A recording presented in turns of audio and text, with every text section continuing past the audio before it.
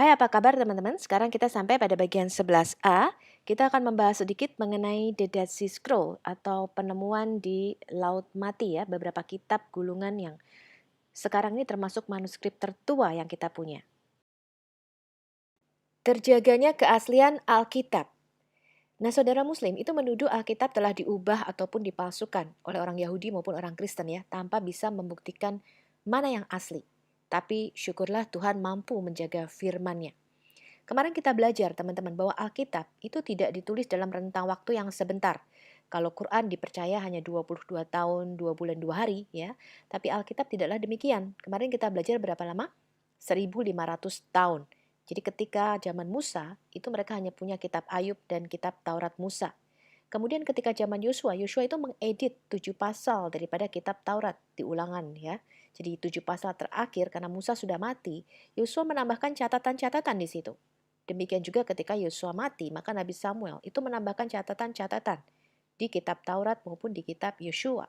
Jadi konsep bahwa kitab ini diturunkan kata per kata atau didiktekan itu tidaklah ada di dalam konsep Yahudi maupun Kristen. Ya. Kemudian kemarin kita belajar juga bahwa Alkitab ini disalin terus-menerus selama kurang lebih berapa? 3000 tahun. Ya, dengan tulisan tangan sampai ditemukannya mesin cetak modern tahun 1440. Alkitab itu merupakan buku pertama yang dicetak, teman-teman, dengan mesin cetak modern. Ya, dan sampai sekarang penjualan Alkitab masih merupakan buku nomor 1 di dunia.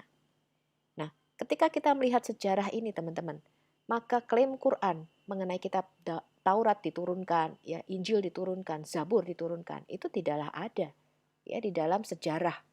Ya, jadi tidak ada hubungannya sama sekali dengan sejarah. Sedangkan Alkitab itu berkolerasi dengan sejarah, dengan perkembangan bahasa maupun tulisan. Ya. Nah, nanti kita lihat teman-teman, bagaimana Alkitab kita ini tersusun dan dibentuk sehingga sampai pada kitab kita yang sekarang ini. Sekitar April tahun 47, seorang anak gembala suku Beduin itu bernama Muhammad Edip atau Muhammad Ajib itu menemukan 7 naskah kuno berupa perkamen di Qumran, ya di gua dekat Laut Mati. Yang dia temukan itu adalah 2 gulungan kitab Nabi Yesaya dan 5 kitab Habakuk. Kemudian hal ini memicu eskavasi besar-besaran terhadap daerah di sekitar Laut Mati tersebut, ya. Penemuan gulungan kitab Laut Mati yang kita sebut dengan The Dead Sea Scroll itu merupakan penemuan terbesar abad ini, teman-teman. Seluruh kitab-kitab yang ada di sana itu ditulis sekitar tahun 250 sebelum Masehi sampai tahun 68 Masehi. Kalau kemarin kita belajar bahwa Alkitab Perjanjian Lama kita itu didasarkan pada Kodeks Leningrad, ya. Kodeks itu adalah buku yang sudah berjilid, ya. Jadi dari Kejadian sampai Maleaki, ya, itu namanya kodeks dalam satu buku. Alkitab kita itu didasarkan pada Kodeks Leningrad yang kemarin sekitar tahun berapa? 1009 Masehi, ya. Jadi sekitar 1000 tahun yang lalu. Nah, sekarang dengan penemuan di Dead Sea Scroll ini ditemukan 1250 tahun lebih tua daripada Kodeks Leningrad. Nah, sampai sekarang sudah ditemukan kurang lebih 1050 gulungan ya, manuskrip Alkitab. 300 diantaranya adalah semua Alkitab Perjanjian Lama kecuali kitab Ester. Satu kitab yang komplit ditemukan itu adalah gulungan kitab Nabi Yesaya. Ada beberapa salinan kitab Nabi Yesaya ya. Kemudian contohnya ini, ketika Yesaya pasal 53 itu dibandingkan dengan Kodeks Leningrad, 95% itu sama. 4% itu ada variasi ejaan, 1% yang berbeda. Nah, dari 680 huruf di Yesaya 53 itu hanya 17 huruf yang berbeda. Dari 17 huruf ini, 10 diantaranya adalah variasi ejaan, 4 adalah perbedaan gaya tulisan, dan 3 huruf yang berbeda, yaitu kata or atau terang hidup, teman-teman.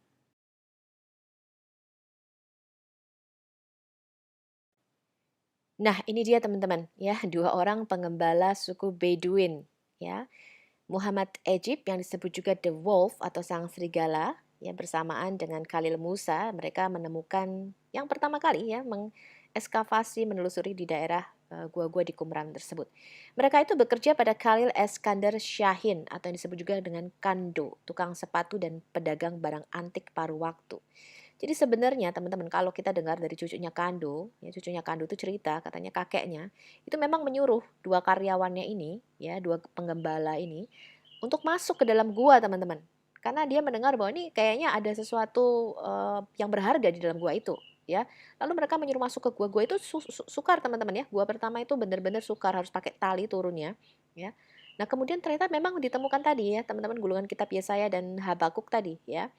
Nah, kemudian Kando ya ini menjualnya ke Uskup Athanasius Yeshua Samuel ya. Kemudian Uskup Yeshua Samuel ini mengumumkannya di Amerika gitu ya. Siapa nih yang mau beli?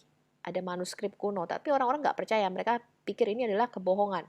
Kemudian sampailah ke telinga pembesar-pembesar di Israel pada waktu itu. Dan mereka tertarik untuk menelitinya. Ketika mereka meneliti, ternyata ini asli, teman-teman.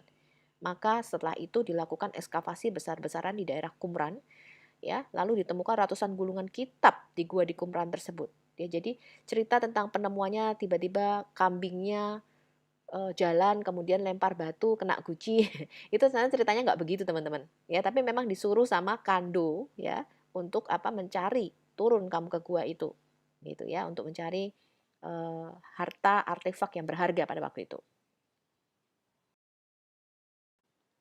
Nah, ini adalah gua di daerah sekitar Qumran ya, kalau teman-teman lihat ini, dilihat dari atas, itu adalah area gua pertama dan gua kedua. Jadi gua pertama yang ditemukan ya. Kemudian gua keempat, Anda lihat Kefor di situ, pintunya kecil sekali ya. Nah, Kefor ini merupakan gua yang paling penting karena sebagian manuskrip Alkitab itu ditemukan di sana. Jadi ribuan manuskrip ya ditemukan di sana, teman-teman. Ini adalah 7 situs penggalian di daerah sekitar Laut Mati atau Laut Asin. Qumran itu adalah daerah yang pertama kali diekskavasi, ya, itu Anda lihat di atas. Kemudian Wadi Daliyeh, ya, kemudian Wadi Murabbaat, Wadi Sdeir atau Engendi, kemudian Nahal Hever, Nahal Seelim, dan Masada. Ya, jadi ketika digali ternyata di daerah ini tuh kaya akan manuskrip-manuskrip, kemudian artefak-artefak kuno ya yang ternyata mengkonfirmasi Alkitab kita, teman-teman.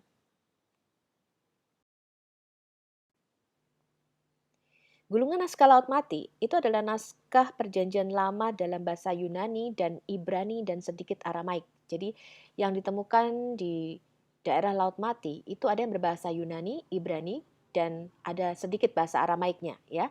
Perjanjian lama, teman-teman. Ya, hampir semuanya perjanjian lama. Yang berasal dari 7 situs di pantai barat Laut Asin. Ya, tadi ada di Qumran, Wadi Murabaat, ya, Wadi Daliyeh, Wadi Sedeir, Nahal Hever, Nahal Seelim, dan Masada. Naskah Alkitab dari zaman Kristus ini, teman-teman, telah memverifikasi teks perjanjian lama yang kita miliki saat ini tidak berubah dalam 2000 tahun. Ya, baik naskah Ibrani maupun Yunani, Tanak, ya, perjanjian lama telah ditemukan dan saat ini berada di museum. Sumber kuno lain yang penting dari teks-teks Alkitab itu adalah manuskrip papirus kecil dan manuskrip mezuzah yang dianggap sebagai bagian yang penting. Mezuzah itu semacam ayat-ayat Alkitab itu dikasih di logam kecil gitu ya, teman-teman, ditempelkan di pintu ya. Qumran, Wadi Murabaat itu merupakan gua pengungsi pemberontakan pada waktu zaman Simon Bar Kokhba ya, tahun 132-135 Masehi, yang kemarin waktu itu kita belajar Simon Bar Kokhba atau Simon sang anak bintang ini dianggap sebagai Mesias oleh orang-orang Yahudi. Lalu oleh orang-orang Yahudi Mesianik yang waktu itu sudah percaya Yesus, mereka menolak gitu ya. Mereka nggak mau Simon Bar Kokhba ini menjadi Mesias gitu ya. Karena menurut mereka Mesiasnya adalah Yesus, sehingga terjadi perpisahan antara Yahudi Mesianik pada waktu itu yang masih beribadah di sinagog dengan kekristenan. Mereka nggak boleh lagi tuh masuk ke bait suci, orang-orang Kristen ya. Nah, Wadi Sedeir itu merupakan gua Daud di En Gedi. Ya, Daud pernah ke sana, teman-teman. Nahal Hever ini juga merupakan gua pengungsi pemberontakan Bar Kokhba. Nahal Seelim dan Masada itu semacam sinagog ya. Kemudian dijadikan benteng pemberontakan orang Yahudi melawan Romawi pada waktu itu. Nah, ini semua terjadi pada perang Yahudi pertama tahun 66 sampai 74 Masehi kalau kita lihat sejarah ya. Wadi Daliyeh itu dianggap sebagai gua gulungan Laut Mati juga ya, tetapi kita belum menemukan manuskrip Alkitab di sana, teman-teman ya. Hampir semua gulungan Laut Mati dari Qumran ya yang tadi kita temukan itu disimpan di Yerusalem di Shrine of the Book, ya, sebuah museum yang didedikasikan memang dengan tujuan untuk menyimpan semua artefak-artefak Laut Mati. Ya, museum ini didirikan tahun 1965. Nah, ini teman-teman, ini adalah Museum Yerusalem yang disebut Shrine of the Books. Jadi kalau Anda ke Yerusalem, Anda boleh ke sana. Yang ada di lingkaran itu, yang Anda lihat itu, yang lagi dilihat sama orang, itu adalah gulungan kitab Nabi Yesaya atau yang disebut dengan The Great Isaiah Scroll. Gulungan naskah kitab Keluaran, Imamat, Bilangan, Ulangan ya dalam bahasa Yunani itu juga ditemukan, teman-teman. Ya, bukan hanya dalam bahasa Ibrani saja, ya, di antara The Dead Sea Scroll. Ini sebuah bukti ya, teman-teman, bahwa bahasa Yunani itu sudah tersebar ya di seluruh tanah Israel pada waktu itu. Ya, jadi sejak sekitar tahun 300-an sebelum Masehi, itu kan bangsa Israel itu sudah dijajah ya, teman-teman ya. Kemudian dipaksakan yang namanya budaya Helenisme atau Yunani. Jadi mereka harus memakai bahasa Yunani sehingga dari orang-orang awam itu hampir tidak bisa lagi berbahasa Ibrani, mereka bisanya bahasa Yunani. Makanya Alkitab Perjanjian Baru kita juga ditulisnya dalam bahasa Yunani, ya. Ini dapat dari mana, teman-teman? Anda bisa baca ya, Alkitab di Qumran, itu sumbernya Alexandria dan Efesus ya, dari Dade Silva Aslan Theological Journal volume 36 halaman 29 tahun 2004. Kemudian terjemahan Alkitab berbahasa Yunani Septuaginta LXX ya, atau Septuaginta 70 itu juga digunakan oleh orang-orang Yahudi di Palestina. Gulungan yang ditemukan di Qumran itu adalah bukti dari kesimpulan ini.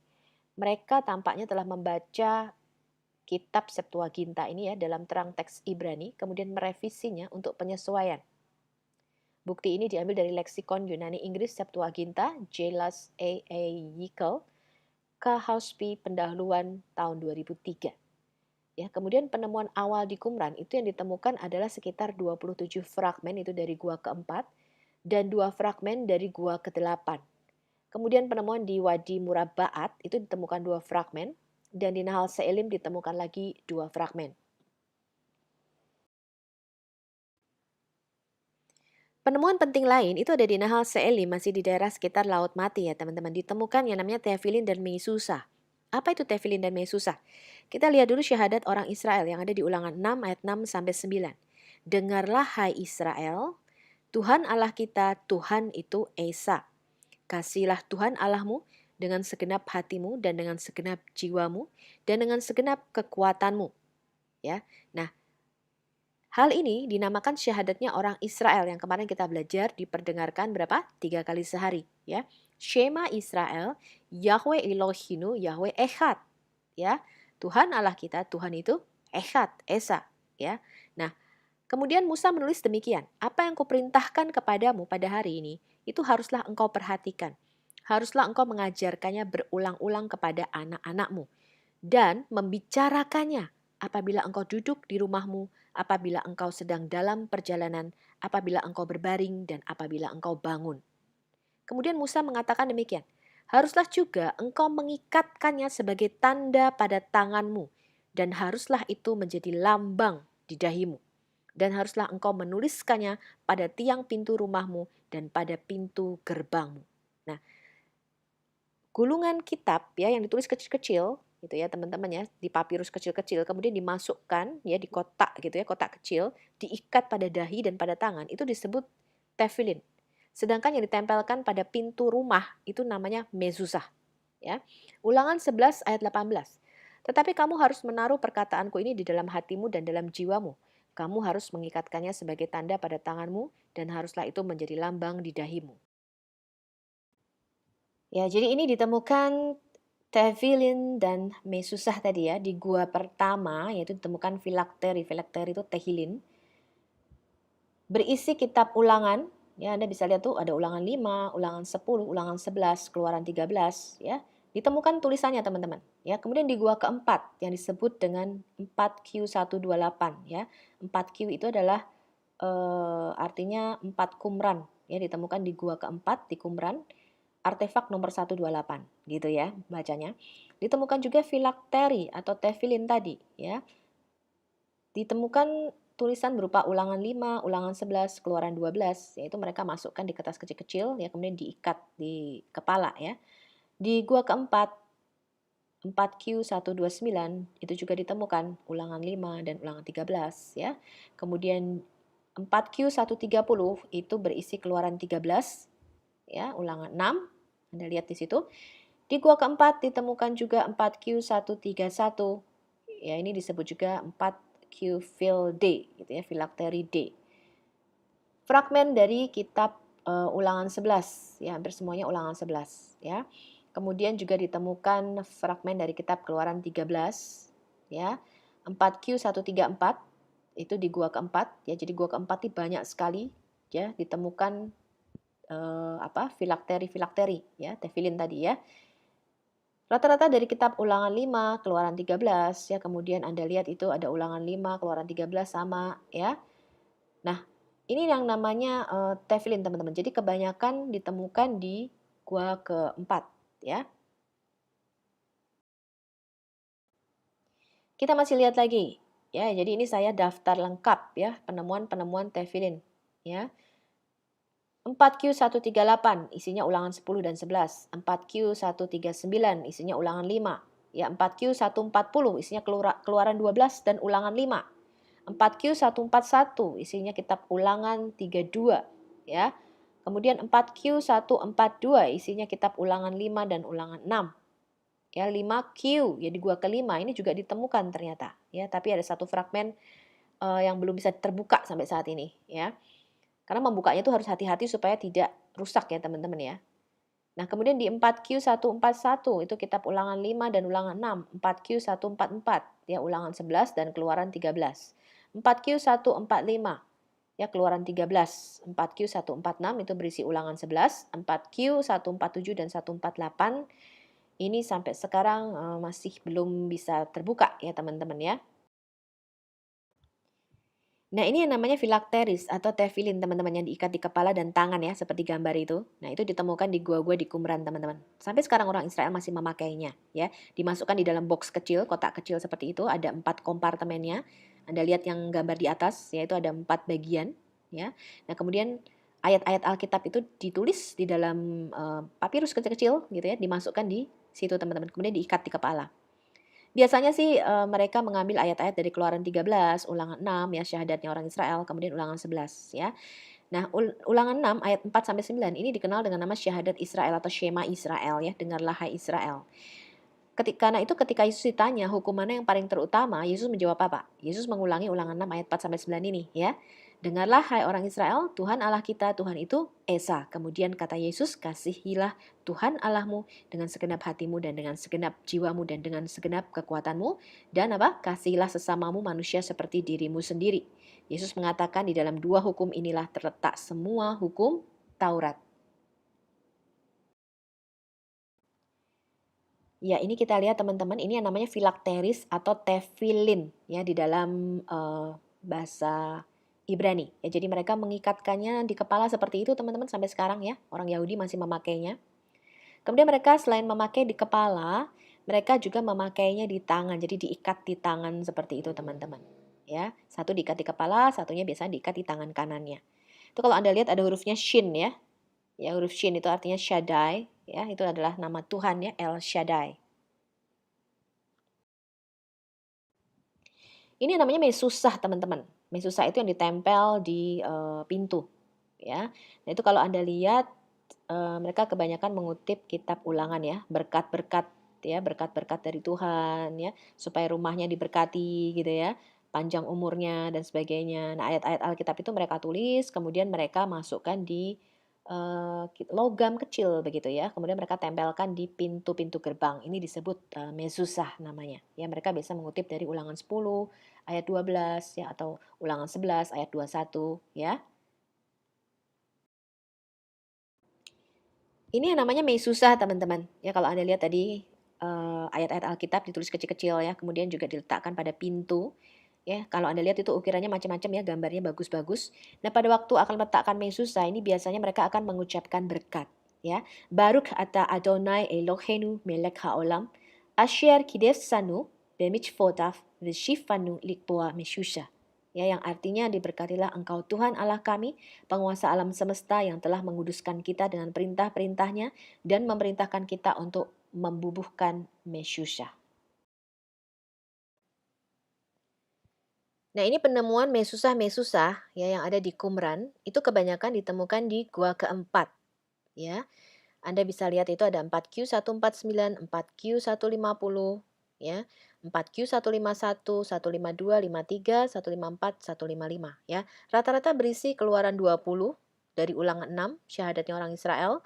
Kemudian ada Ulangan 5, ada Ulangan 6 lagi, ya, Ulangan 11, kemudian kitab Keluaran 13, ya. Itu banyak ditemukan.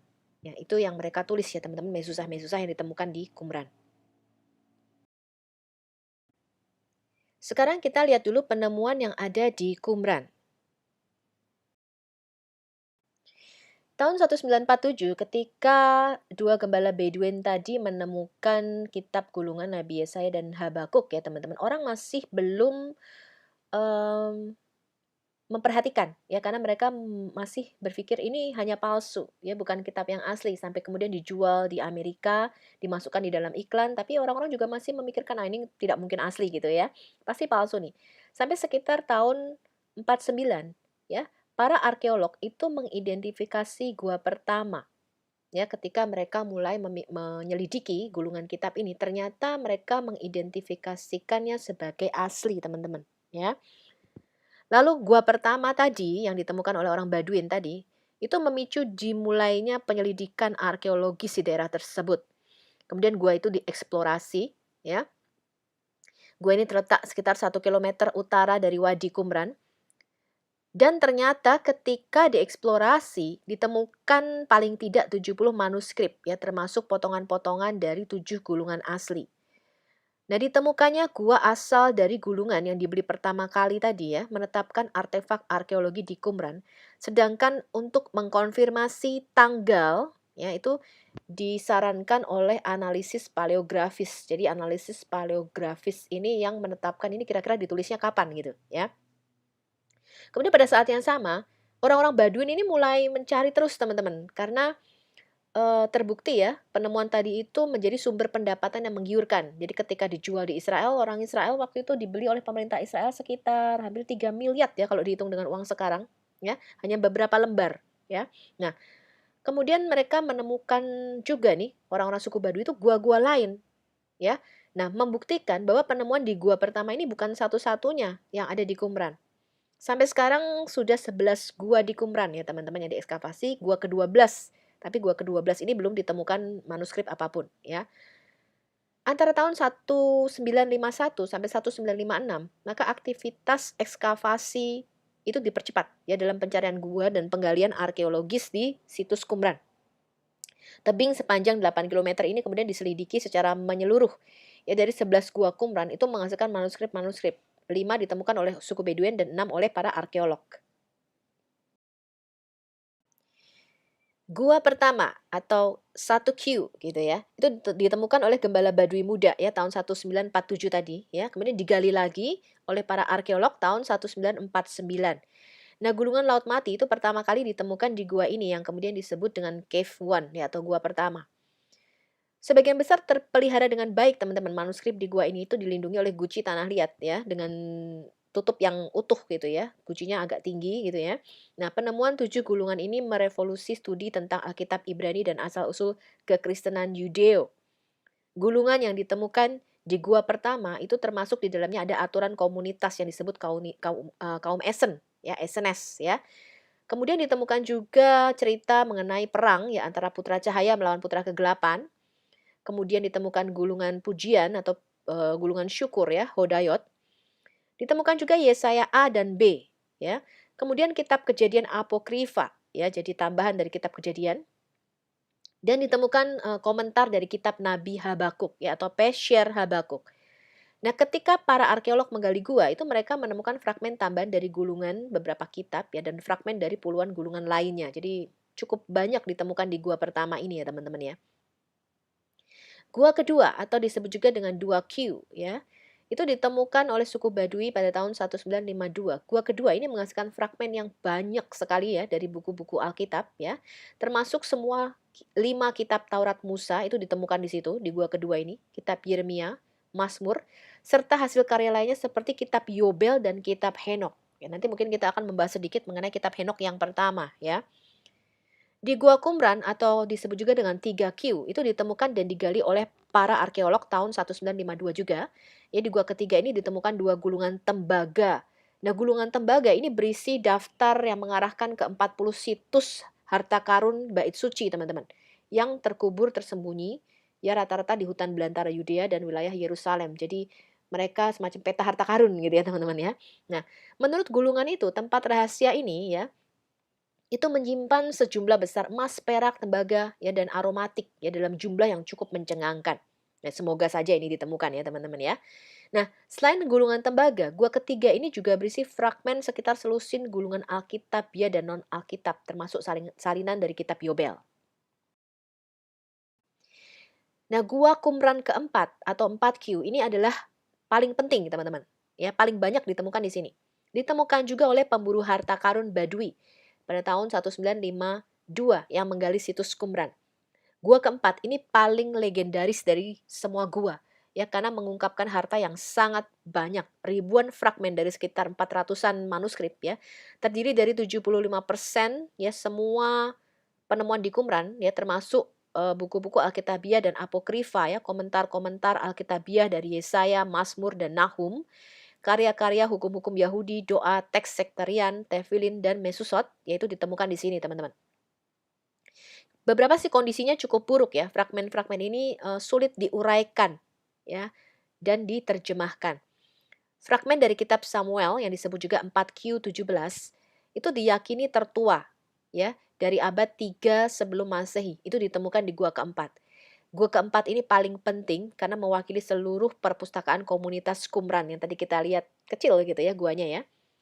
Kemudian di gua kelima, itu ditemukan dan digali oleh para arkeolog tahun 1952. Gua kelima ini menghasilkan fragmen sekitar 25 gulungan perkamen termasuk teks-teks Alkitabiah dan sektarian. Ditemukan juga salinan kitab Tobit, ya ini kitab Deuterokanonika. Di Gua Qumran ke-6, itu ditemukan oleh suku Badui pada tahun 1952. Gua 6 ini berisi fragmen sekitar 31 gulungan yang sebagian besar ditulis pada papirus, termasuk karya-karya Alkitabiah, nyanyian pujian, dan komposisi sektarian. Gua kecil ini adalah yang paling mudah diakses ya dari situs gulungan Laut Mati bagi pengunjung saat ini. Ditemukan fragmen kitab Daniel 1, Dua Raja-Raja, dan literatur tulisan kaum Eseni lainnya. Jadi kalau gua lainnya itu agak susah kalau masuk, teman-teman ya, harus pakai tali dan sebagainya. Ada beberapa mulut gua yang sudah diperbesar ya, supaya kalau turis-turis ke sana tuh bisa masuk ya. Gua ke-7, 8, 9, 10 itu ditemukan tahun 1955 oleh para arkeolog. Semua manuskrip yang ditemukan di gua ke-7 itu adalah dalam bahasa Yunani, termasuk terjemahan dari kitab Keluaran. Beberapa cendekiawan itu telah berusaha mengidentifikasi fragmen kecil tertentu dari gua ke-7 ini sebagai teks perjanjian baru. Jadi kemungkinan itu Injil Markus ya ditemukan di sini.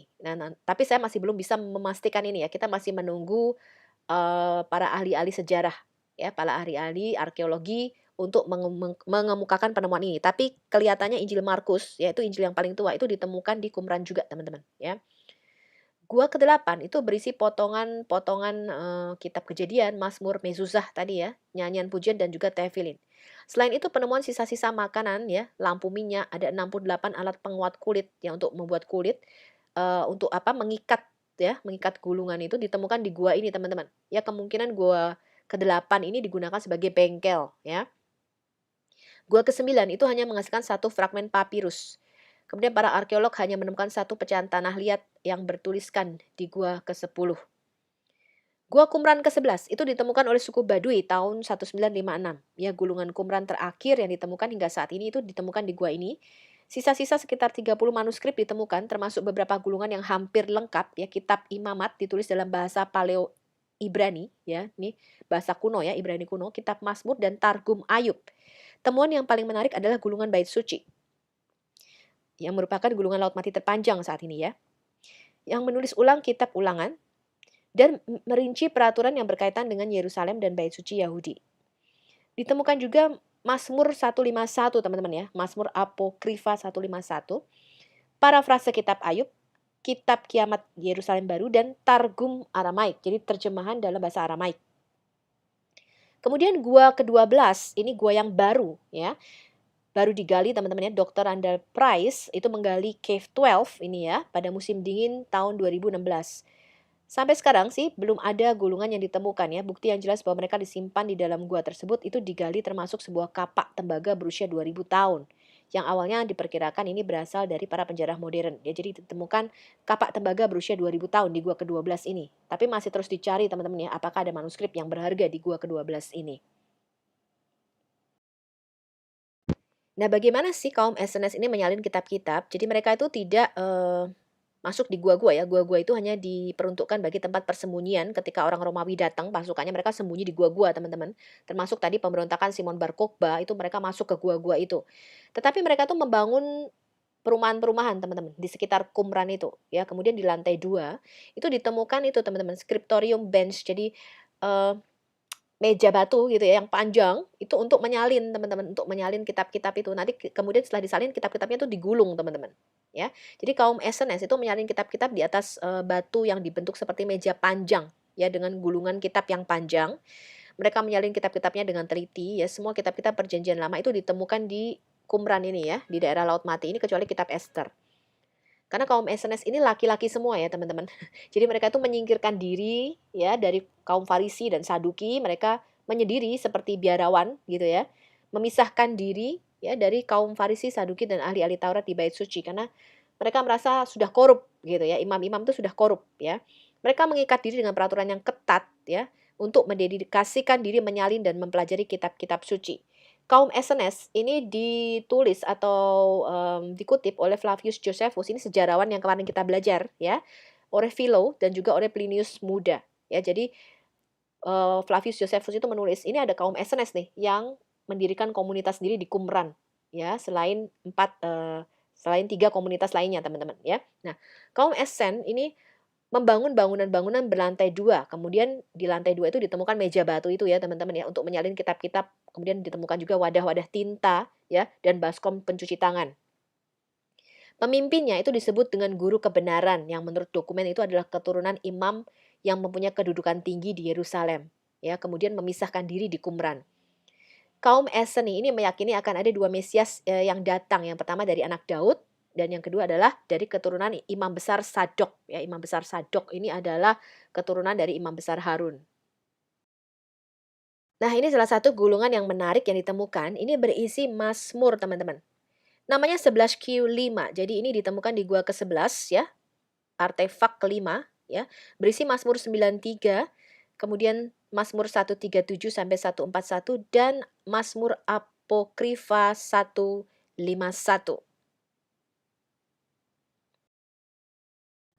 Kalau di Alkitab kita itu kan Mazmur 151 nggak ada ya teman-teman ya. Ya, tapi di Septuaginta tuh ada teman-teman walaupun nggak komplit ya. Mazmurnya cuma 150 ya kalau di kita ya. Apa sih isi Mazmur 151 ini teman-teman? Dikatakan demikian, ini Mazmur Daud ya. Haleluya, Mazmur Daud putra Isai. Aku lebih kecil daripada saudara-saudaraku dan yang termuda dari putra ayah saya. Jadi dia membuat saya menggembalakan kawanannya dan menjadi penguasa atas kambing kecilnya. Tanganku membuat sebatang pipa buluh dan jari saya kecapi. Ya, jadi Daud itu memang pemuji dan penyembah ya. Jadi aku memuliakan Yahweh katanya. Aku berpikir dalam pikiranku, gunung-gunung tidak dapat memberi kesaksian kepadanya. Bukit juga tidak bisa memproklamirkan. Angkatlah kata-kataku, hai kamu pohon, dan komposisi Mazmur saya, hai domba. Untuk siapa yang dapat mengumumkan dan siapa yang dapat menyatakan, ya, dan siapa yang bisa menceritakan kembali perbuatan saya. Tuhan segala sesuatu telah melihat.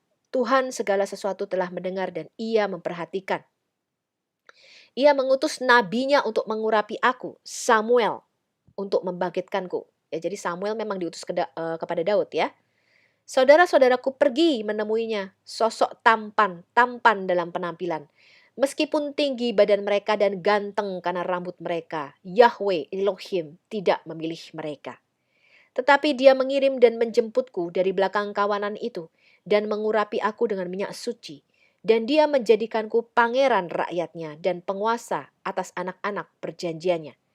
Ya, pada awal ya, rintahan untuk Daud setelah Nabi Tuhan mengurapi dia, lalu aku, ya, orang Filistin membuang ejekan dari kemudian hilang ya saya yang. Nah, itu jadi tidak komplit ya, yang dalam kurung itu hilang teman-teman ya kata-katanya ya.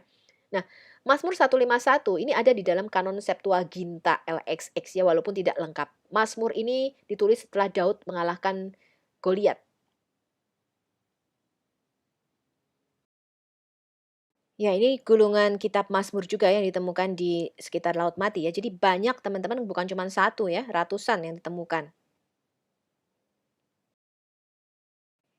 Nah, ini adalah gulungan kitab Nabi besar Yesaya atau yang disebut juga The Great Isaiah Scroll yang tadi kita lihat ada di museum di Yerusalem ya. Yang penting lagi teman-teman, itu adalah nubuatan mengenai Mesias yang ditemukan di gua keempat. Apa catatan kaum Eseni ini mengenai Mesias? Ya, mereka menulis demikian. Karena sorga dan bumi akan mendengarkan Mesiasnya, karena ia akan dihormati sebagai orang saleh di atas tahta kerajaan kekalnya. Dia akan membebaskan para tawanan, membuka mata orang-orang buta, mengangkat orang-orang yang tertindas. Karena ia apa? Akan menyembuhkan yang terluka parah. Ia akan membangkitkan yang mati. Ia akan membawa kabar baik untuk orang miskin. Ya, jadi nubuatan ini kaum Essenes menulis tafsirannya sesuai dengan nubuatan yang ada di kitab Nabi Yesaya. Perikop ini terdengar sangat mirip ya dengan pelayanan Yesus sebagaimana dicatat dalam Injil. Di dalam Lukas pasal 7 ayat 21 sampai 22, murid-murid Yohanes Pembaptis itu datang kepada Yesus dan bertanya kepadanya, apakah dia adalah Mesias? Ya, nabi yang akan datang itu. Yesus menjawab, "Pergilah, beritahukan Yohanes apa yang telah kamu lihat dan kamu dengar. Orang buta menerima penglihatan mereka. Orang lumpuh dibersihkan. Orang tuli mendengar. Orang mati dibangkitkan. Orang miskin mendapat kabar baik yang dibawakan kepada mereka." Apakah ini seperti terlihat nubuatan Nabi Muhammad, teman-teman? Ada nggak orang buta yang disembuhkan? Ya, malah di Quran dikatakan ketika ada orang buta dan miskin datang, Muhammad memalingkan wajahnya dan bermuka masam. Yaitu dicatat di dalam Quran. Nanti ketika kita bahas Quran, kita akan membahasnya, teman-teman. Ini adalah 1 Samuel 11 ayat 1 sampai 2. Ya, setidaknya 7 salinan kitab Samuel itu ditemukan di antara gulungan Laut Mati. Salah satunya yang dikenal itu adalah 4Q Samuel ya. Jadi di gua keempat di Qumran itu ditemukan kitab salinan Nabi Samuel ini ya. Ini kebetulan merupakan manuskrip tertua ya dari buku yang ada. Bertanggal sekitar 50 sampai 25 sebelum Masehi. Dalam versi teks ini itu kita menemukan paragraf lengkap yang terselip di antara akhir bab 10 dan awal bab 11. Nah, terjemahan dari Gulungan Laut Mati ini berbunyi sebagai berikut. Raja Nahash dari Amonit menindas orang Gad dan orang Ruben dengan kejam. Dia mengeluarkan mata dari mereka semua dan membawa ketakutan dan kegentaran pada Israel. Tidak seorang pun dari orang Israel di wilayah itu, di seberang sungai Yordan, yang ada mata kanannya. Nahas, raja orang Amon, yang tidak ditarik keluar. Ya, kecuali 7.000 orang yang melarikan diri dari Amon dan pergi ke Besh Gilead. Nah, kalau Alkitab terjemahan kita, dikatakan apa teman-teman? Maka Nahash, orang Amon itu bergerak maju dan berkemah mengepung Yabes Gilead. Lalu berkatalah semua orang Yabes itu kepada Nahas, "Adakanlah perjanjian dengan kami, maka kami akan takluk kepadamu." Tapi Nahas, orang Amon itu berkata kepada mereka, "Dengan syarat inilah aku akan mengadakan perjanjian dengan kamu, bahwa tiap mata kananmu akan kucungkil, dengan demikian aku mendatangkan malu kepada segenap orang Israel." Ya, jadi penemuan-penemuan di Laut Mati itu justru mengkonfirmasi kebenaran daripada Alkitab yang kita pegang sekarang ini. Contoh lainnya apa teman-teman? Ini ada dispute antara orang Yahudi dan orang Kristen. Ya, jadi kitab Masoretic Text ya itu diterjemahkan sebagai Mazmur 22 ayat 16. Itu kan mereka menusuk tangan dan kakiku. Tetapi Masoretic Text itu ada sedikit beda huruf ya, itu sudah jadi beda arti teman-teman.